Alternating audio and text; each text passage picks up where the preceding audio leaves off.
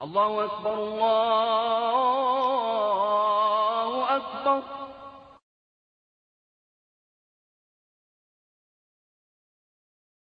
Venons-en au dossier de cette édition consacrée à la décision prise par 30 à 70 000 personnes en France de se convertir à l'islam. Ce sont essentiellement des femmes qui font ce choix. Pour quelles raisons? C'est ce que Pierre Nicolas et Jean-Michel Mier ont demandé à deux d'entre elles. Écoutons leur témoignage. Géraldine est fière. Fière d'être bretonne, fière d'être française et fière d'être musulmane. Aujourd'hui, quand elle se promène avec ses enfants dans cette cité de l'Essonne, c'est la mosquée qui l'attire, plus l'église. Avant, lors des journées mondiales de la jeunesse, elle lançait des hurrahs au pape, la croix au cou.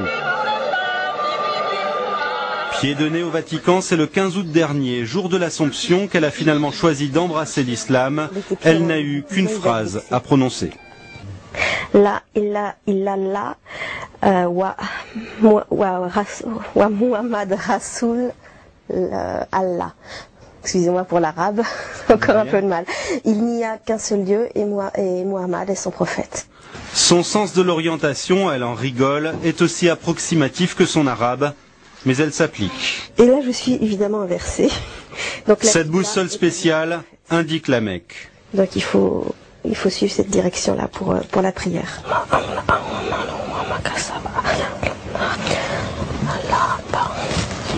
Depuis qu'elle porte le voile, sa fille trouve que maman ressemble à une africaine, mais Géraldine se sent mieux dans sa peau.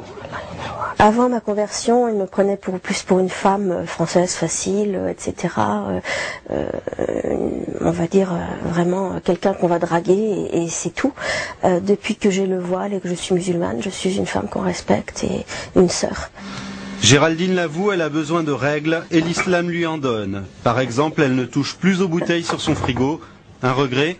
C'est plus quand je mange, par exemple, un plat typique qu'on a l'habitude de mettre de servir avec un vin rouge, ou même les huîtres que j'ai mangées dimanche sans muscadet, c'était un petit peu tristounet finalement, puis c'est bien passé avec le citron.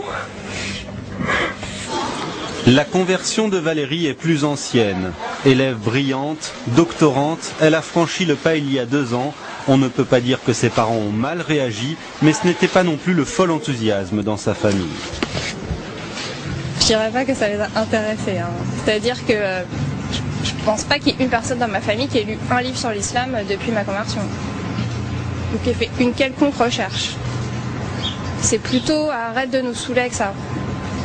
Avant même de devenir musulmane, Valérie était choquée par l'interdiction du voile à l'école, choquée aussi par un monde occidental trop matérialiste à son goût. Ce qui me choque le plus, c'est sur quoi on valorise les personnes en fait.